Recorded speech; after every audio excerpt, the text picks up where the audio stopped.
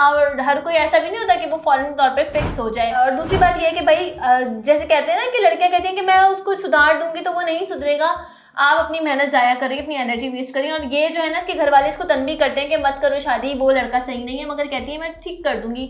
और एक तरीके से वो ये भी देख रही होती है कि उसका जो है ना शौहर बिलीनियर है। और दूसरी जानिब सोनिया हुसैन के ख्वाबों के मुताबिक उन्हें जो लड़का मिलता है जिससे उनकी शादी होती है, वो क्या कहते हैं, हम्माद उसका नाम होता है। वो एक इंतहाई निकट्टू और काहिल इंसान होता है। उसकी बहुत सारी शॉप्स का और बहुत सारे घरों का वो रेंट पे उसने दी होती है। तो वो क्या करते हैं, पूरा दिन सोता रहता है और महीने के आखिर में जाकर वो रेंट कलेक्ट करके घर ले आते हैं। और सोनिया हुसैन क्योंकि उसकी जो देवरानी है और उसका देवर है वो फाइनेंशियली ठीक है और देवर काम करे, तो देवरानी फिर सोनिया हुसैन पे हुक्म चलाती है कि भाई मैं कोई घर का काम नहीं करूँगी। जैसे हर जगह पर होता है कि भाई आपका शौहर कुछ कमाता नहीं है तो आप करें घर का काम और मैं तो कोई काम नहीं करूँगी। वो महारानी वाला एटीट्यूड दिखाती है। मगर सोनिया हुसैन जो है आहिस्ता आहिस्ता अपने शौहर को ठीक करने की कोशिश कर रही होती है। अब यहाँ ये होता है कि सोनिया हुसैन के घर में एक दिन न्याज होती है और वो न्याज बना के पूरे मोहल्ले में जब बांटती है तो मोहल्ले वाले बड़े इंप्रेस होते हैं उनकी कुकिंग से। और ये 2 दिन घर उनको आके कहते हैं कि भाई हमारे घर का खाना मतलब न्याज का आप बना लें। तो वो बनाकर जब वो